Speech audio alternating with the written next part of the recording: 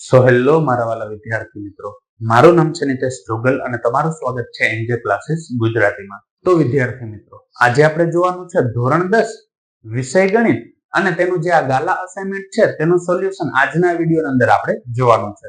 અને આ સોલ્યુશનમાં અત્યારે આપણે જોવાનું છે તેનું પ્રશ્નપત્ર નંબર 4 અને તેનો વિભાગ A.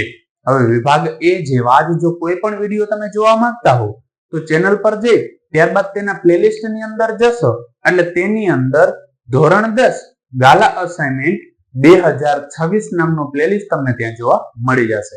જ્યારે તમે તે પ્લેલિસ્ટ ની અંદર જશો એટલે તેની અંદર આના દરેક વિડીયો ક્રમ બાય ક્રમ તમને ત્યાં જોવા મળી જશે.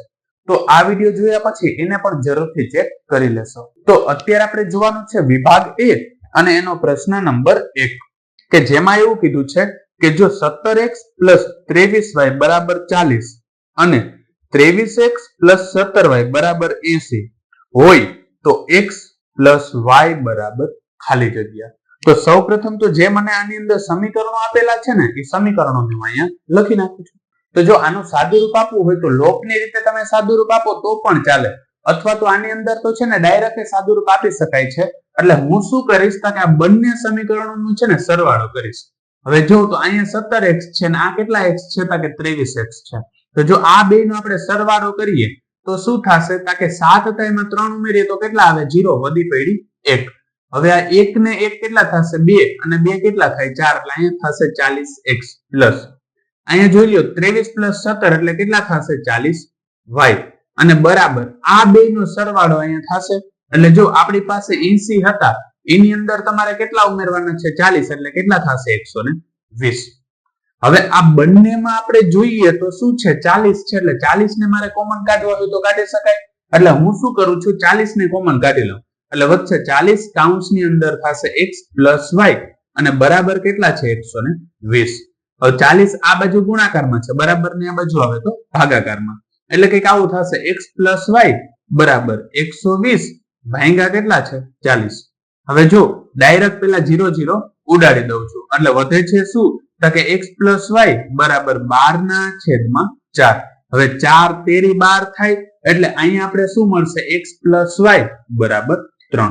અને આ MCQ માં એ વિભાગ C છે એટલે આપણો જવાબ આવશે વિભાગ C અને જવાબ કેટલો છે 3. તો ત્યારબાદ હવે આપણે જોઈએ તેનો MCQ નંબર 2 કે જેની રકમ મને કંઈક આ પ્રકારે આપેલી છે કે નીચેના પૈકી સમીકરણ ખાલી જગ્યાના બીજનો સરવાળો 3 થાય. તો એનો મતલબ એવો થયો કે તમને જે 4 MCQ આપેલા છે એ 4 MCQ માં આપણે ચેક કરવાનું છે કે કેના બીજનો સરવાળો 3 થાય. તો સૌપ્રથમ એમાં જે A ઓપ્શન આપેલો છે તેની રકમ હું અહીંયા લખી નાખું છું. તો ઓપ્શન A માં કંઈક આ પ્રકારની રકમ આપેલી છે. હવે જો આમાં મારે બીજનો સરવાળો શોધવો હોય તો સૂત્ર શું થાય -b/a. માઇનસ આ જે સૂત્રનો માઇનસ હતો એ b એટલે શું થાય x નો સહગુણક, એ મને -3 આપ્યો તો -3 એના છેદમાં a બરાબર કેટલા આવ્યા 2, એટલે આનો જવાબ આવ્યો 3/2. પણ આપણે શું કીધું તો 3 થાય, તો આ 3 થતો નથી એટલે આ ઓપ્શન તો આવવાનો નથી. હવે આપણે જોઈએ તેનો ઓપ્શન નંબર B.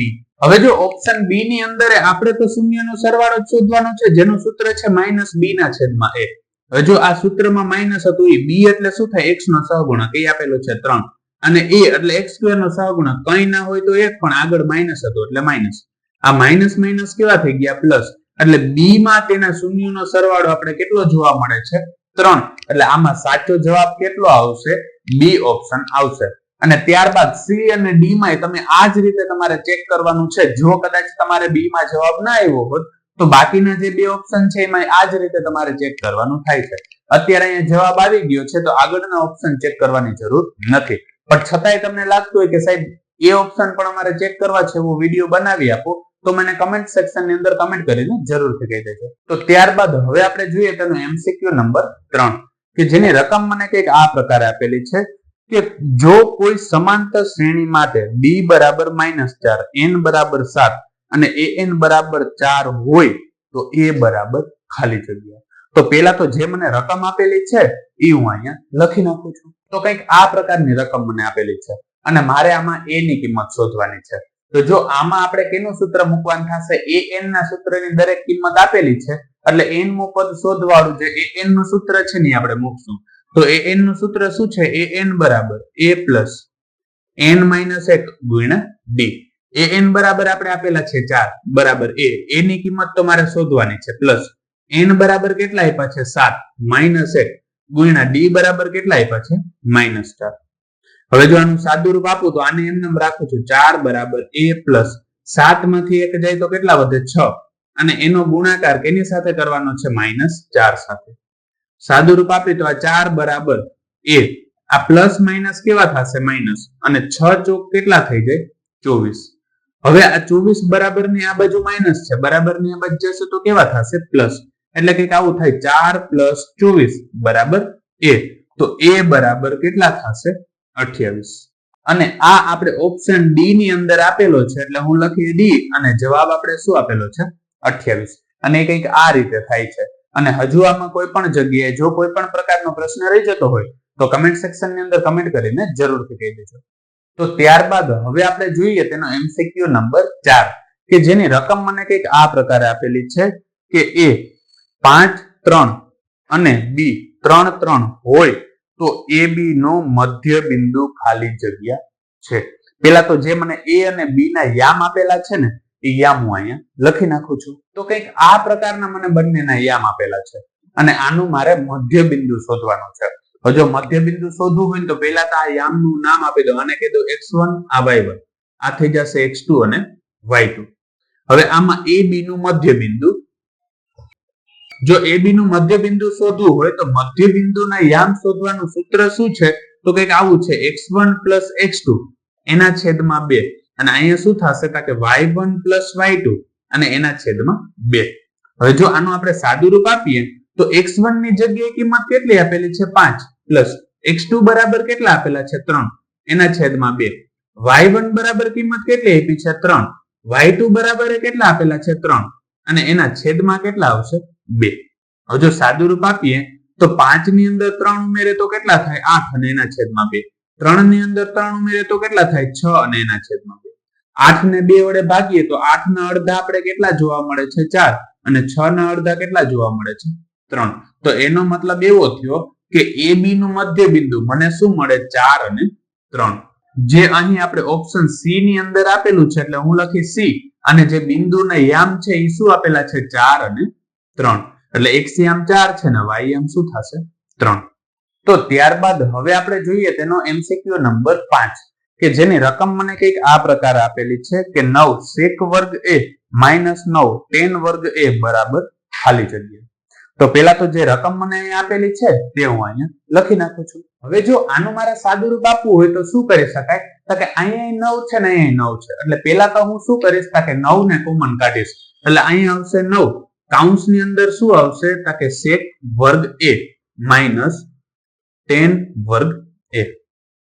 હવે જો આનું આગળ સાદું રૂપ આપું તો કેવી રીતના આપી શકાય? કે એક નિત્યસમ આવતું હતું. નિત્યસમ શું હતું? તો કંઈક આ પ્રકારનું હતું 1 પ્લસ tan વર્ગ a બરાબર થતું હતું sec વર્ગ a.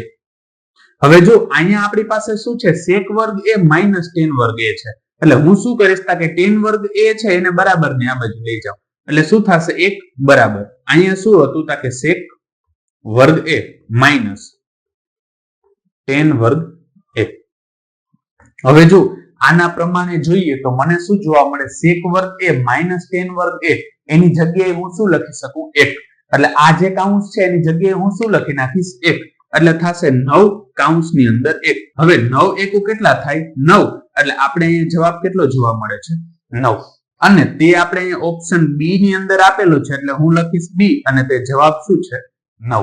અને હજુ આમાં પ્રશ્ન રહી જતો હોય તો કમેન્ટ સેક્શન ની અંદર કમેન્ટ કરીને જરૂરથી કહી દેજો. તો ત્યારબાદ હવે આપણે જોઈએ તેનો એમસીક્યુ નંબર 6 કે જેની રકમ મને કંઈક આ પ્રકારે આપેલી છે કે 7 અવલોકનોનો મધ્યક 28 છે. એક નવું અવલોકન ઉમેરવાથી બધા જ અવલોકનોનો મધ્યક 30 થાય છે. તો નવું ઉમેરેલ અવલોકન ખાલી જગ્યા હોય. તો જે અવલોકન છે નવું અવલોકન શું હશે ને એ આપણે અહીંયા શોધવાનું છે. તો જો અહીંયા આપણે માહિતી શું આપેલી છે કે 7 અવલોકનોનો મધ્યક, હું અહીં લખું 7 અવલોકનોનો